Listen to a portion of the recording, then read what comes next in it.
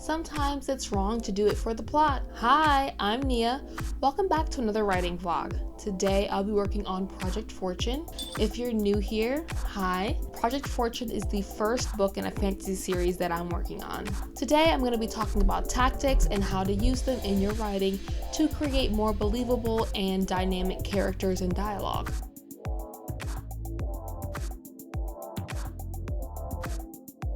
There's a difference between moments where a character is, for example, distracted and mishears what she's being told, so her responses don't make sense, and that causes the conversation to become confusing, versus characters having disjointed conversations that make no sense in order to poorly info dump. Info dumping is when the writer gives the reader a bunch of information all at once, usually in a block of text.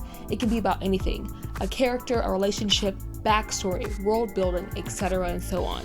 It can be done well or very badly. The poor executions are easy to pick out because they tend to come in the form of long paragraphs about the topic that disrupt the pacing of the scene and whatever action is happening. But that's all a topic for another video.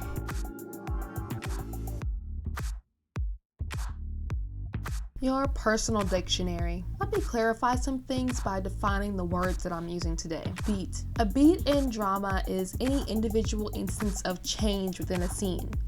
Anytime the mood or tone of the scene shifts, or the characters react to something that prompts them to alter their trajectory. Scenes are made of beats. Think of it this way. Beats are the bricks that build the scene. Each scene is one layer of bricks that come together to build a wall. Each wall is a chapter, and the walls together form a building, and that building is your story. I hope that analogy helped. A goal is what a character wants to achieve. They can be scene-specific and overarching. I briefly talk about this in episode 4 when I discuss characters' wants and whys, so be sure to check that out. And at some point, I'll be making an entire video about super objectives and goals, so be on the lookout for that. Characterization has multiple definitions depending on the context, but for the purpose of this video, I'm defining it as the cumulative behaviors and dialogue patterns established for a character by the author that dictate how the character often responds. This is basically your character's personality. However, I use that term lightly because in literature, the author is the one who decides the actions of everyone in the story while correlating that to the plot and themes. In life, we're not boxed in like that. There's much more randomness, so real life's rules can't be applied to fiction in this way. I hope that makes sense, at least in how I'm trying to use the terms today. I've broken characterization down into two types that I'll be discussing: reasonable versus forced responses. Reasonable responses are those that make sense with what has been established for the character's behavior and speech pattern. Not to be confused with logical or rational, I just mean keeping in mind the character's personality when deciding how they're going to react. This includes moments of heightened emotion or dire stakes where the character may not act like themselves. But as the reader, you're generally able to reasonably explain why the responses make sense by referring to earlier moments in the story. Forced responses are true out-of-character behavior that make no sense and exist purely to force the narrative into a specific direction. It's done in a way without consideration or care for the established mannerisms of a character. To put it simply, it feels wrong when you're reading. You know those moments, the ones that make you stop and think, so-and-so would never do that.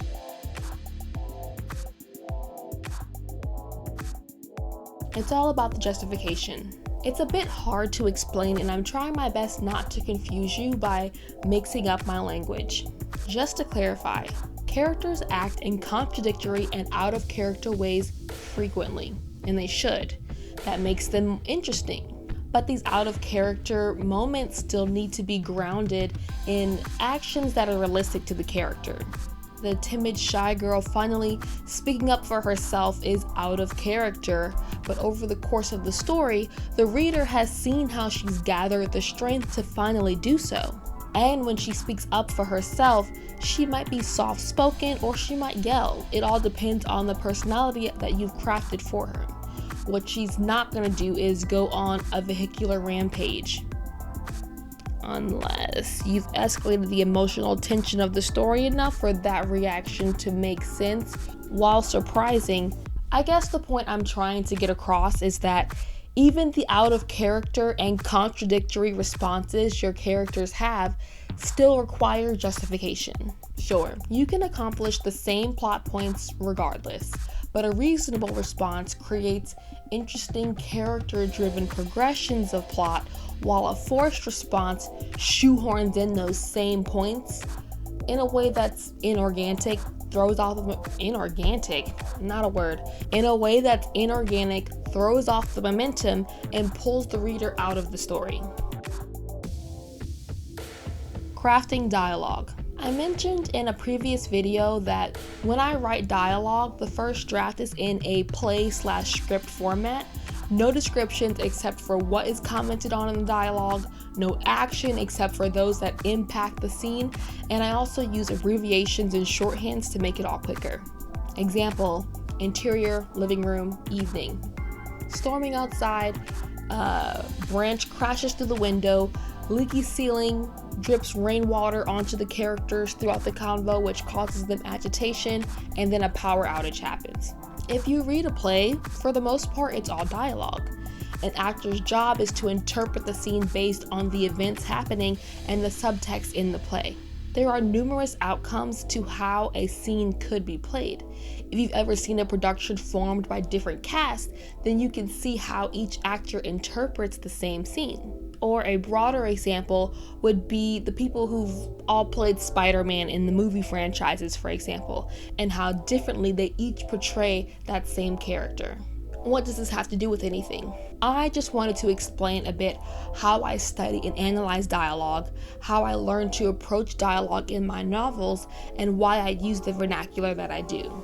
I majored in performing arts at school, and I studied film. I started acting classes when I was in middle school, so that's the background I'm coming from. And even though I've been writing for just as long, since I was 12, and I also minored in creative writing in school, and I started taking classes for it in high school, the acting portion came first. But enough about me, so let's move on to the final topic of this video.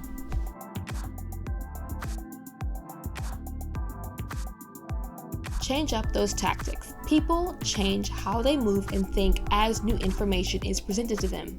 This is where tactics come in. My final word of the day. Tactics are the how.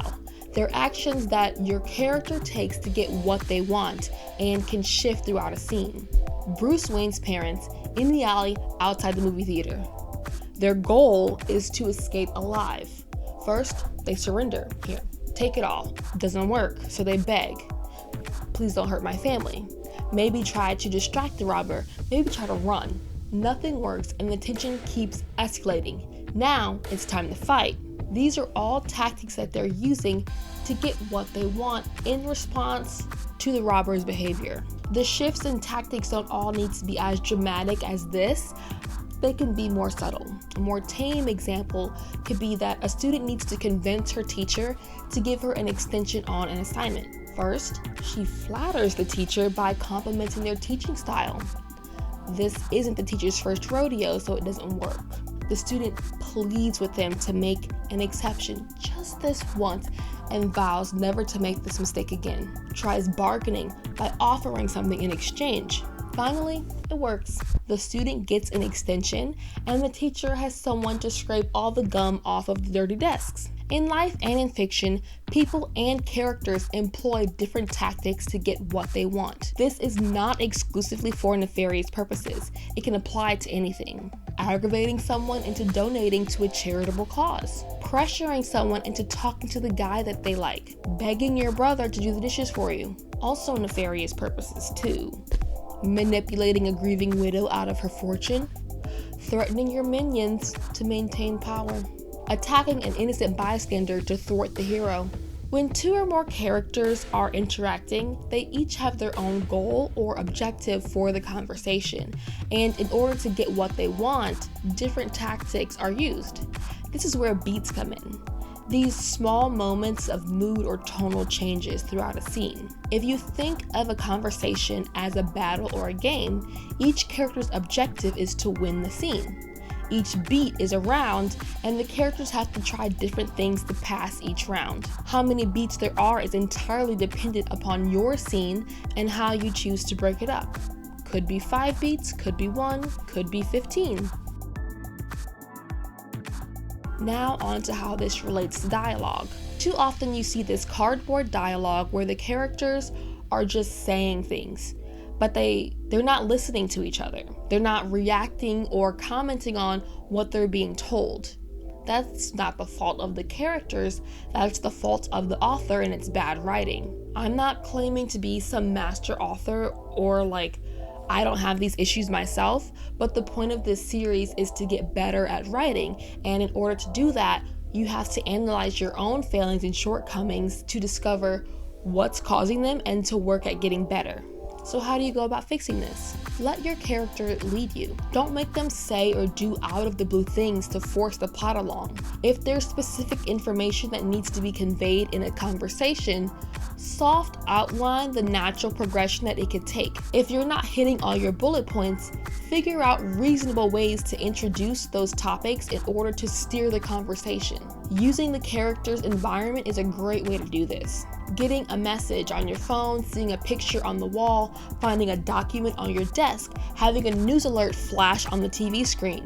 Maybe it starts raining outside and that causes the character to remember something that happened the last time it rained. Incorporating the space where the characters are, in addition to using it to steer the conversation, is a useful way to add details about the setting throughout a scene without info dumping all of it at the beginning. Letting your character implement various tactics to achieve their goals makes the scene more interesting. You can play with the level of intensity coming from each character. You can vary the instances where your character is successful or fails. Part of using different tactics is infusing your scene with conflict so your character has more options to try.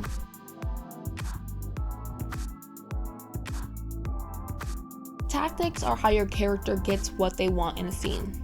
Breaking your scene into beats can help you find important moments and figure out interesting ways for your characters to respond. Crafting reasonable responses creates character-driven progressions of the plot and avoids pulling the reader out of your story. The most important thing is being consistent with the development of your character's personality, so that as the stakes rise, their behaviors continue to be justified, even if there are shocking moments for the reader. I went over a lot of things in this video today in what I hope was an easy to understand way. Please drop any questions in the comment section below if you need any further explanation or clarification. Those were just synonyms. Thank you so much for watching. Have a nice day, night, evening, whenever it is you're seeing this. Bye!